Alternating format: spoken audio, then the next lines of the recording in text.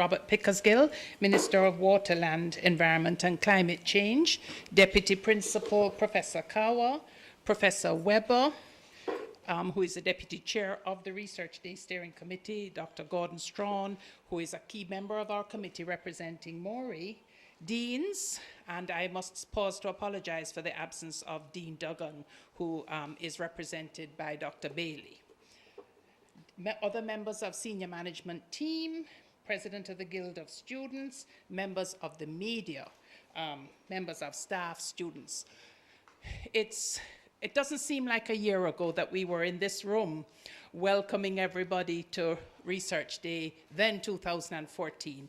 But it's a great pleasure on behalf of the committee, and the principal himself will give you his welcome since it is our principal's Research Day. But we are particularly glad, Minister, that you could join us. I should also have indicated to everybody that we have our climate change group and we have the aqua crop, who are a critical part of this year's Research Day. Professor Taylor is somewhere. Where is he? He was there. There he is. He was under with the team earlier, and welcome everybody. And because we are on a tight schedule, the minister does have to leave us. I will, without further ado, invite Professor MacDonald, our principal and the driver of Research Day, to welcome.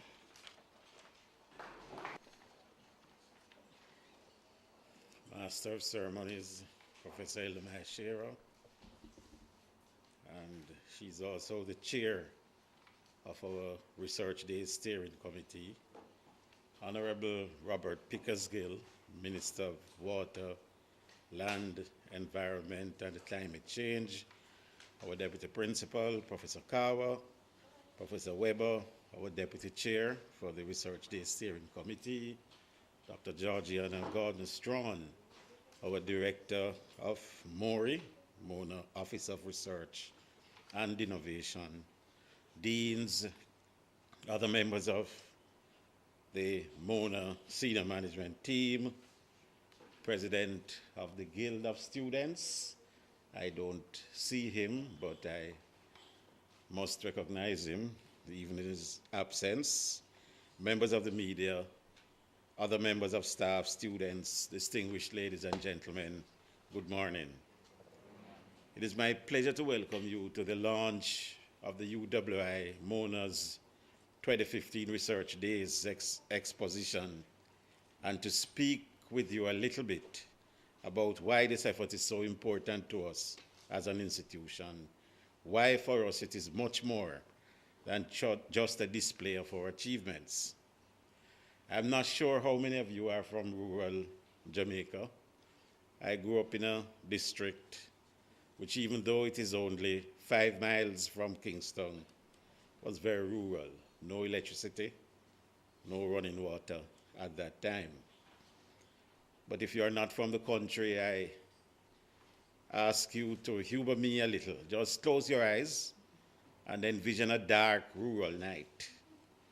You are holding a flashlight in your hand. You switch on the light, and what happens?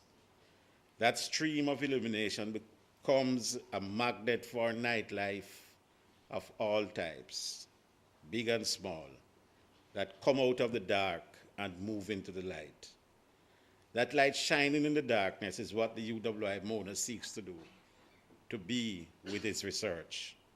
Through the physical and intellectual resources available to us, we have been and intend to continue shedding light on the problem being experienced and the questions being asked by the world in which we reside. The Research Days exposition allows the world to see what we do, and we hope it will attract a wide cross-section of persons from society to come forward with their problems and questions so we can more directly assist. As a perennial Research Days motto says, exploring tomorrow's solutions today. That is what we do. My brief remarks will look at 2 things. We should give you a more concrete understanding of why this is so. The first is that it is an integral part of our reason for existence as an institution. It is our lifeblood, so to speak. It is what separates us from the many degree-granting institutions in the Caribbean. We are the leading research institution in the Caribbean. The second is for most of us here, it is in our blood. As the oldest existing tertiary institution in the island, and in fact in the English-speaking Caribbean, our mission is to provide an environment for sharing of knowledge, ideas, and experience that will provide the basis for national and regional development. Key to this is the creation of knowledge, which means research. As such, we seek to engage in research that serves to create significant new insights, explore and apply solutions to priority national and regional problems and challenges, exploit developmental potential and competitive advantage, position self and society in a changing world order, and provide a sound basis for public policy formulation and decision making. Beyond that, we have a task to support inclusive development of the Caribbean region and beyond. Here again, our research will help us to achieve this through maintaining a capacity to supply and support a wide range of expert, technical, professional, and advisory services to meet the needs of national governments, public and private sectors, and regional and international institutions, and to involve all stakeholders in the process, and be a significant contributor to global intellectual growth and human development by producing scholars that harness the creative energies, cultural diversity, social experiences, biodiversity, and other assets of the region and beyond. So our mandate, therefore, the lifeblood of what we do, is not only to conduct research, but also to make this research directly applicable to everyday developmental processes in the private and public sectors and in the local and regional arenas. That is an immense undertaking. However, while this is a mammoth task, we wholeheartedly embrace the effort, since for most of us here at UWI, research is not just the lifeblood of the institution, but as I said before, it is in our blood. We enjoy this search for knowledge and the benefits that accrue along with it, and that is my second point. For most of us at UWI, research starts early in our careers, as it was for me when I began looking at the impact of trauma. It then goes with you until you see the wider importance and implications, and you work to extend the importance of the findings into policy and programs. I've had the personal pleasure of seeing research that was undertaken during my time in the Department of Surgery in the Faculty of Medical Sciences, still many years later providing trauma information critical to current approaches to the treatment of injuries. This year, we have a new feature, our Research Days policy wall, and this will be in the main tent and will showcase some of the myriad national and regional policies that have come out of the passion and drive of researchers here at UWI Mona. The 2015 theme is Innovating for Development through Science, Creativity, Productivity, and Governance. And the over 100 exhibits in the main tent are further evidence of the energy and efforts of our faculty to fill existing gaps in knowledge. All the research on display is excellent, but I wish to mention one or two of these. I wish to make special mention of the project on prostate cancer led by Maria Jackson, and the work being done on mangroves by Mona Weber. And Minister Pickersgill, I'm sure you will have special interest in the work being undertaken by Professor Michael Taylor and the Climate Change Group. In closing, I just want to reiterate that these are the two main reasons why we place so much effort into this annual exhibition and spend so much money, I must add, and why we are so proud of this 2015 staging. As I have explained, it is firstly what the UWI has pledged to do as an institution, and secondly, it is what we love to do as members of that institution. What better formula for an endeavor that will power the nation and the region through active participation in a sustained and stable development process. Once again, I welcome you all to this launch and hope you will help us in our efforts to shine our light into the dark, to be the beacon that leads the way. We are indeed the light shining from the west. Thank you. As you can see, he has been a very integral part of the steering committee, making sure that we keep to the principles that he has espoused to us today, with the help, of course, of senior management who is sitting over there in driving us towards this. Principal clearly is committed to research, and as those of us who were in FMS with him before we came to the broader campus, we know that research is really his driving force. And thank you very much, Principal, also for speaking this morning and also for your leadership of us as we plan Research Day. And now Principal has given you the overview of where our thoughts are at in terms of what drives us, and I'm Dr. Gordon Strawn, the director of MORI, the office that has been established to ensure that research days are not simply research days, but our annual ongoing events, will come and give us her remarks. Dr. Gordon Strawn. Steering Committee, Pro Vice Chancellor and Principal of the MORI. I am tasked with the responsibility of giving brief remarks on UWI's Research Days 2014. In keeping with the university's thrust of conducting research which fosters growth and development, last year's theme was fostering growth and development of small island developing states.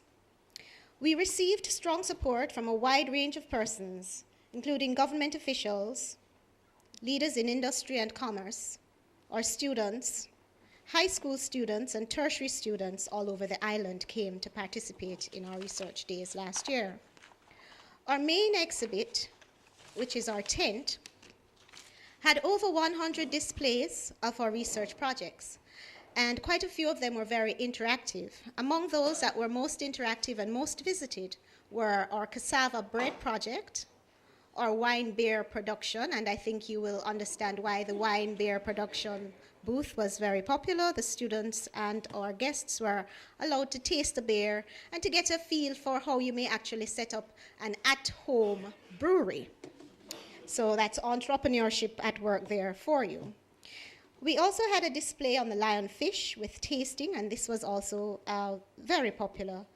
And climate change was one of our most popular exhibits. And as you can see, this year our focus is on climate change, partly because of the great response that we got from last year.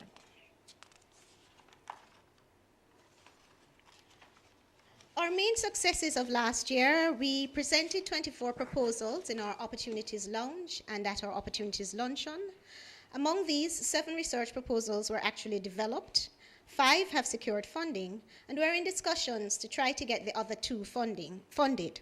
But aside from that, other discussions have that were stimulated by the 2014 exposition are still underway, and we're working assiduously to develop more research proposals and to get more research done. Another notable success was the WADA course, or the WADA Symposium, which was held last year. Last year we had the person in charge of education for the World Anti-Doping Agency here launching a program with us. And we're happy to report that this year, at the beginning of this semester, in January 2015, we have a course that's certified by WADA called the Anti-Doping in Sports program. And this is a pilot program and the University of the West Indies is the first in the Caribbean to offer this program. I think you can applaud us for that.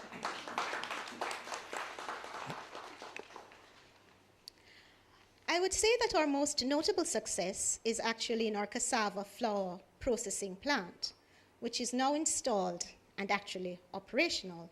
And I crave your indulgence as I take you through a few slides on what we did and where we are now. I want to start by saying that this was a collaborative effort, and it was done by many agencies. First, there was a bilateral agreement between the government of Jamaica and the government of Colombia, and we've collaborated with the Ministry of Agriculture and Fisheries, and also with a company called Clayuca, which is a manufacturer of the flour processing plant that we now have.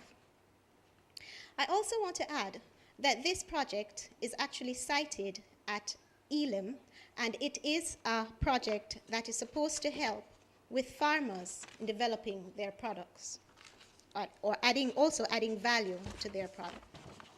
So in May 2014, the cassava processing plant arrived in Jamaica, and you can see it here still in crates. This is the assembling of the plant at Elim, and we had technicians from Colombia working with a team of Jamaican technical experts to develop the to assemble the plant. This is a picture of our first batch of cassava flour, and this happened in June 2014. I want to point out that the plant actually has another output, which is the waste. Oops, I think I pressed something. Okay, so the waste goes in one bag, and the cassava flour goes in the other bag, and the waste that is produced is actually quite good to be used as animal feed. And this is a picture on the right, well, depending on where you're looking from. The green glove has a cassava flour, which is a white powdered refined flour, and the other bag, the white bag with the brown remains, is actually the skin and the peel of the cassava, which is dried, and that's what I referred to earlier as being able to be used for animal feed.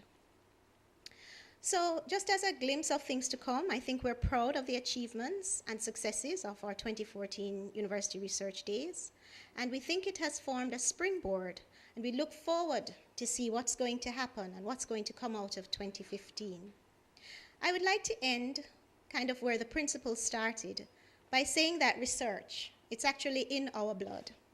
And as we strive to be that beacon shining in the dark, we continue to focus our energies on research, which informs national development, and we strive to play our role in advancing the welfare of the whole human race.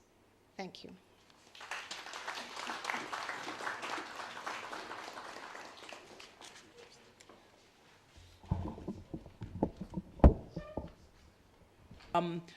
I would add to that not only has the WADA seminar resulted in a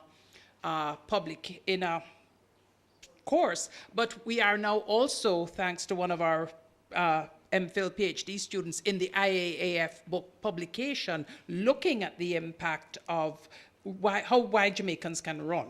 So there are many arms to our research. You have the program in front of you, which says that Professor Weber is now going to give you an overview of 2015. However, I'm introducing the fact that you're coming, sir. As you can see, the minister needs to go to another appointment. However, it is because he is so committed. I would have said to climate change, but I also know because of another life I have, of his commitment to university, and he and I will chuckle about that. But he is a UWI graduate who has remained strong in his support of UWI as a tertiary institution. And it is therefore with great pleasure that I will invite the minister, who is here, although he had an 11 o'clock appointment, because of our importance to him, to share with us today. Minister Pickersgill.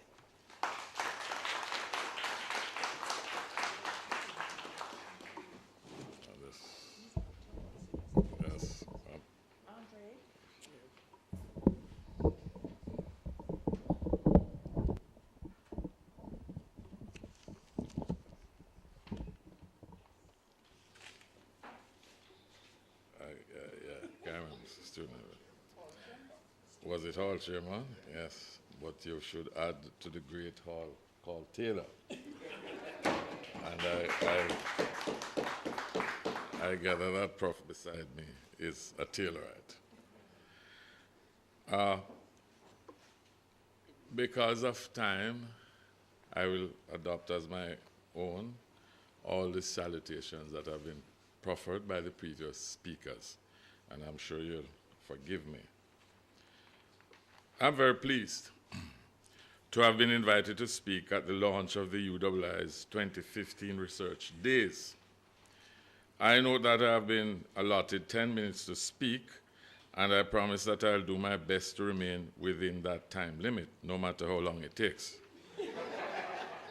In all seriousness, however, the University of the West Indies, and this campus in particular, has been the foundation of intellectual excellence for the nearly 67 years of its existence. Described by the late Professor Rex Nettleford, repeating your motto, as a light rising from the West. Since its inception, this institution has been working to achieve its goals of providing high-quality undergraduate and graduate programs that are relevant to the needs of the Caribbean to as many students as possible.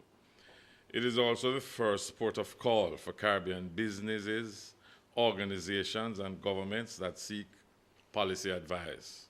Indeed, I can well imagine the excitement that was felt by the 10 women and 23 men who on October 3rd, 1948 became the first students of what was then the University College of the West Indies, today known as the University of the West Indies. And I think I can say that I was a member of that first batch, University of the West Indies. This esteemed campus has established itself as the major tertiary education institution. It serves the students of 14 Caribbean countries as the premier institution for higher learning. It makes me proud to say that the UWI, my own alma mater, has the enviable record of being alma mater to several heads of government and heads of state, as well as leaders in other professions in medicine, law, engineering, politics, academia, military and security forces, clerics, sports, business leaders in the public and private sectors, and indeed Rhodes Scholars. The UWI also sustains a reputation of achievement in medical and natural sciences, such as research in the medicinal qualities of the marijuana plant. Ganja, Prof? Research on sickle cells, as well as products such as the cocoa, ackee, and sorrel. It is this pioneering spirit that has led to breakthroughs in research and the invaluable contribution of the UWI to the region and indeed the world that we celebrate during the 16th staging of the annual UWI Mona Research Days from February 9 to 11th, 2015. I understand that the theme for this year's observation is, and I quote, innovating for development through science, creativity, productivity, and governance, end of quote. The three-day event is expected to showcase the UWI's research achievements and provide an important opportunity for its stakeholders to learn about, evaluate, and potentially apply the university's current research work. I'm extremely pleased that the critical and current topic of climate change is one area of research that is being vigorously pursued by the UWI. And I'm even more so pleased to hear that on the last occasion, climate change was quite popular. Indeed, the UWI, through its climate studies group MONA, spearheaded by Professor Michael Taylor and his team, have conducted research into and developed several tools to assist the countries of the region adapt to and mitigate the impacts of climate change. And this whole business of adaptation and mitigation, they are of the utmost importance. And let me just say that we at the ministry, and in particular the Climate Change Division, are very proud of Professor Taylor. He's always there to help us, and he continues to do so, and we look forward to that help.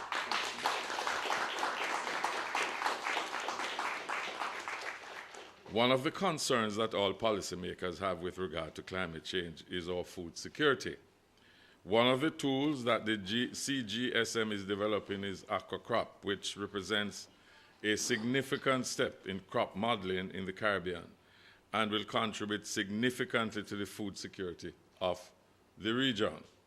I'm sure that you'll hear far more about this tool during the demonstration, but just to say that aquacrop is a crop water productivity model developed by the Land and Water Division of the Food and Agriculture Organization, the FAO.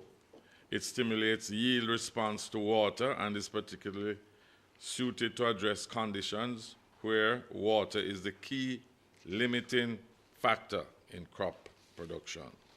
At UWI, in conjunction with several partners, sweet potato was incorporated into the FAO aquacrop model for the first time through field trials done here. Sweet potato has a high nutritional value and can be grown with relatively low inputs. In addition, it is a potential climate change adaptation crop. It is moderately drought tolerant, and that's very important because the projections for this year in terms of drought not encouraging. Can grow on marginal lands and so can be a reliable food source even in times of adverse weather. We welcome this research tool and look forward to hearing more about its application during the demonstration. Another tool is, and I hope I'm pronouncing it correctly, Professor Taylor Record, yes, which is the acronym for Regional Climate and Observational Records Database, a small island and developing states decision makers tool for climate change. Record leverages the 15 years of experience the UWI has with modeling and projecting how the climate of the Caribbean region might change from now until the end of the century. Indeed, remarkable. It attempts to make this information understandable and easily accessible for any decision maker in any community across the Caribbean. I don't think that this point has really been appreciated by Jamaicans, especially those in the business of agriculture. Starting with Jamaica, I am sure you'll hear more about this innovative tool in a short while. Yet another tool is SMASH, which is the acronym for the simple model for the avection of storms and hurricanes. SMASH is a simple model to allow planners and decision makers the opportunity of examining different scenarios of tracks and intensity for hurricanes that transverse through the region and determining the associated rain rates and wind speeds for a given location in a small island developing state. It is UWI's contribution to a suite of climate tools developed under the Caribbean Weather Impacts Generator, CARIIG project. I really think I should invite you to applaud that kind of, really. I think the same thing I'm suffering from in the ministry is what you're suffering from up here. You're not talking about your achievements. And if you can help me in my ministry with it, I'd be grateful. Yeah. Ladies and gentlemen, the research and the tools that are being developed by Professor Taylor and the CGSM in tandem with a slate of multi-sectoral, local, regional, and international partners are extremely critical to our survival as SIDS, Small Island Developing States. Indeed, as we have all heard, the Caribbean states are among the most highly vulnerable states to climate change impacts through changes in extreme weather events and slow onset events such as sea level rise, ocean warming, and acidification. In Jamaica, we anticipate increased exposure to extreme weather events such as storms and hurricanes of increasing intensity, temperature rise, and shift in our rainfall patterns. Without a doubt, climate change is a national development issue and is one that is not restricted solely to environmental considerations. The livelihoods of our upland and coastal communities are climate sensitive, both physically and economically to climate risks. The impacts are already being realized, and indeed, I have seen some impacts on visits to various communities, including the major drought that impacted our country in 2014. Based on the projections this year, 2015 is likely to be the same, and future projections are no less worrisome. Again, recent studies, 2012, concluded by the Climate Studies Group of the University of the West Indies, Mona, using models downscale from global and regional climate models, have pointed to the increasing variability in climate parameters, as well as projected changes in temperature and precipitation. Other studies predict a doubling of the frequency of Category 4 and Category 5 storms by the end of the 21st century, despite a decrease in the overall frequency of tropical cyclones. Losses associated with natural disasters already account for approximately 2% of the GDP. Climate change is expected to increase these losses. Hurricane Ivan in 2004 represented an 8% impact to GDP. That is a 36.9 billion Jamaican dollar hit. More recently, in 2010, Tropical Storm Nicole represented a 1.9% impact to GDP on the, rather in the order of 20.6 billion Jamaican dollars. The losses attributed to the 2014 drought are still being calculated. As I reported last year in November, more than 18,000 small farmers have been affected by the extreme drought that plagued the country. This government has responded positively to climate change by creating and modifying relevant policies and creating institutional frameworks. I'm taking to Parliament this month the Climate Change Policy Framework, which will now be a white paper and represents the culmination of a process that began in 2012. The Climate Change Advisory Committee, which was established in 2012, was evolved over the years and now transitions to a Climate Change Advisory Board with a renewed mandate to effectively work with the Climate Change Division, which did not exist when the original committee was formed. And of course, Professor Taylor, an important member of that advisory committee. In fact, he came down to Parliament to address the parliamentarians on climate change. The Climate Change Division in my ministry has been in existence since 2013. This division is tasked with coordination and collaborating on climate change related matters across all ministries.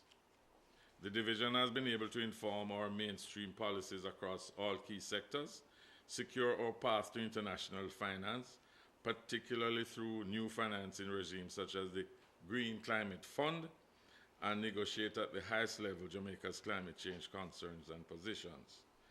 That Green Climate Fund, they're aiming for $100 billion by the end of this year. The last meeting is in Paris. Already they have gone $10 billion, and we are arranging to get our share of it as quickly as possible.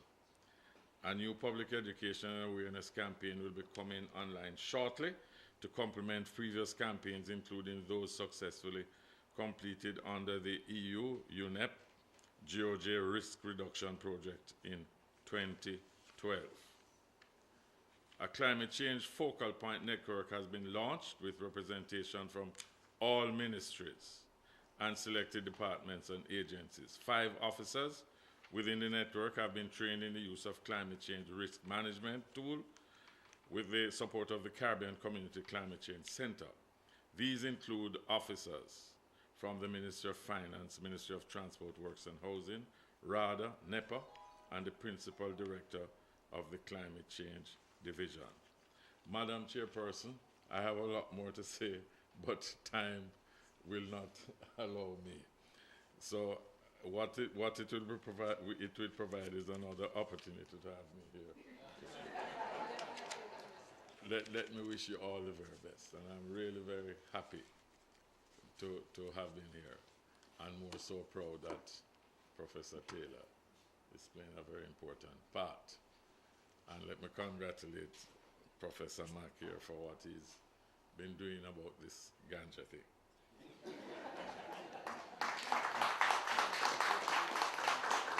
Thank you very much, Minister. We can immediately invite you during Research Day so that we can take you on a tour and allow you to have the demonstration. Yes. So may we set up a time before, well, we'll phone you. Professor Weber, we need to make sure we get the Minister back for his demonstration and everything. He just said he would, right? Yeah. But before he leaves, we need a photo with the principal. We can't not have the photo. You know that, Minister. On occasions like this, Professor, some ask for mercy, some ask for justice. Georgiana, please come in the picture. Dr. Taylor, could Minister. Okay. Tell us what to do quick, man. You're all right. Steering committee, and has really been a left hand and a right hand, right, Georgiana? And making sure that we include all our details. And of course, we all know that he's also involved in climate change. So he has also been able to educate us. And Professor Weber will give us a brief overview of some of the activities that we will expect during the 3 days. Thank you, Chair of the Research Days Committee, Principal, and I can do without the salutations. Good morning to you all. And welcome to Research Days 2015. You thought 2014 was phenomenal. You are not yet ready for 2015. This year, the theme is slightly different. We are looking at innovation for development through science, creativity, productivity, and governance. The idea here is we want to show the research that the university has been doing and continues to do, and how does that give us new products, new services, new processes, new ways of doing things that we've done before, and new things to do? We're highlighting the research that the university does, but not only the research, but the opportunity that we create by being the university that we are, so that more research can happen and answer more of those questions for development. And we really want to this year, more than any other year, try and capture the imagination of the public and private sector and engage them as partners as we go forward through this year. So we have two sub-themes. One, innovation through new improved products, services, and processes, and creating an enabling environment for that innovation and development to happen. We are the incubators of the continuing research, and it is through our graduate programs and our undergraduates that we create that ongoing thrust. 3 days of research days, Monday the 9th, Tuesday the 10th, and Wednesday the 11th. And I will add that for those of you who would like to make it a whole week affair, there is the UWI homecoming on the 12th and 13th, so you can have 1 week of university celebration, but be sure you are in attendance. There are many ways you can take advantage of what we offer in Research Day Mona 2015. There are some signature events, and the documents that you would have had circulated will tell you some of those events. We have research publications, and there are 2 research publications, Research for Development and the Research Awards. And there are a whole host of opportunities for you to go to workshops, faculty tours, panel discussions. In fact, there are 120 different activities over the 3 days that you will need to apportion your time to try and take advantage of. Those of you who have never been to the medical building, you can get a tour of the medical building. Those of you who have never been to see the mangroves that the principal spoke of, we'll have a tour to the Port Royal Marine Lab for the mangroves. You can take advantage of whatever we offer so that you can learn more about the research. Because it's not only for outside the university, but even within the university, we need to take advantage of knowing the research that we do together so we can get more cross-cutting research. Multiple opportunities to engage. There are 153 exhibits that will be in the tent. That'll take you 3 days to go through the 153. There are some new ideas that have come on as well. The principal has mentioned the policy ball, which I'll speak to in a second. And we've decided to take on board the opportunity lounge to try and get more of that connection with public and private sector. And of course, because we believe the graduate students are the engine of our research, we have expanded the graduate lounge. You're invited to the opening ceremony, which is going to be on the Monday, the 9th. That's at 10, and the guest speaker is going to be Professor Michael Nobel, chairman of the Nobel Sustainable Trust. He has so much to say that we've actually invited him to give a public lecture that evening at 5:30. And the topic is the necessity of combining the functions of academia, what we are, government, who just walked out the door, and industry in sustainable development. So he's tying together all three, and we thought no better person to do this than somebody who runs a sustainable trust.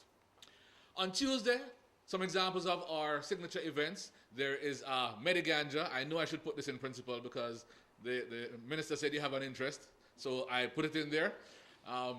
Cannabis in Jamaica is the title. Dr. Henry Lowe, Dr. Chara Watson, and Prof. Wayne McLaughlin will be speaking there. There is an interesting book launch by Drs. King and Tennant, and it's Debt and Development in Small Island Developing States. The speaker is going to be the Honorable Peter Phillips, Minister of Finance and Planning.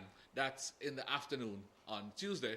And then we have the Friends of Jamaica, the American Friends of Jamaica, and the Cobb Foundation with a lecture by Professor Byron Wilson on extinctions in the land of wood and water. Can they be averted?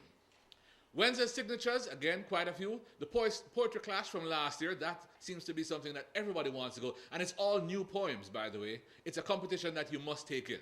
Nomads will be having the close of the tent operations on Wednesday afternoon. And of course, on Wednesday evening at 6, we have the Principals Annual Research Day Awards, because it is the Principals Awards. The policy wall, that's a new thought, and it's a great idea. It is a way that we can recognize all the research that has happened, not just this year or last year, or even the last 10 years. It's from 1960 to 2014, all the work that has been done. Some has been published, some is in gray papers, some is in the literature that we consider, okay, it's a report to a government entity. But these documents have been important in determining policy in Jamaica, and we decided we'll put together a policy wall for this. We have 12 policy wall themes: education, health and lifestyle, sickle cell, parenting, law and trade, micro, small and medium enterprises. These are all things that the university has been researching: ICT, fisheries, social policy, aging, climate change, of course, and tourism. These are the 12 areas that we would like to put forward, and to show that we're not just a 3-day research days. These 12 are going to be highlighted one per month for the rest of the year. And that's why we like the media partnering with us. And we're going to share all the information that's on the policy wall. We're then going to spin it out for you one by one, so you can have an entire month of fisheries if you would like in the media. We've also expanded the Opportunity Lounge, where we this year are bringing researchers and funders, donors, partners together in a focused, direct approach. So we've asked, what research would you like to have done? And we've tried to find the research to match the needs of the society. And we figure we can get them all together in one Opportunity Lounge, and we can come up with some answers and hopefully some funding for future answers. Public and private sector, they're being engaged. And in fact, on Wednesday, on the Wednesday of Research Day, the Mona School of Business has a special session looking at the successes of research and innovation, where we're trying to get the private sector on board. So, synopsis: signature events, very important. Research publications, look out for them. A number of ways you can participate, looking for those 120 activities. Get through the 150 in the tent, so you realize that's over 270 activities and things you need to look at. Be sure you get to the policy wall. It'll be a nice octagonal structure, so you can move all around it, all 12 sides. That's more than 8. 12 sides. The expanded Opportunity Lounge and the Graduate Lounge. What do we want you to take away? Mona is the driving force in innovation and development in Jamaica and the Caribbean by our research. Mona, UWI Mona, stands ready to partner with any entity, private or public sector, in getting their research done. We want to be the engine of research for all of Jamaica and the Caribbean. And work done at Mona is relevant to the public sector, to the private sector, but to every person, the average man in everyday life. Come, explore tomorrow's solutions today at our Research Days 2015. Thank you.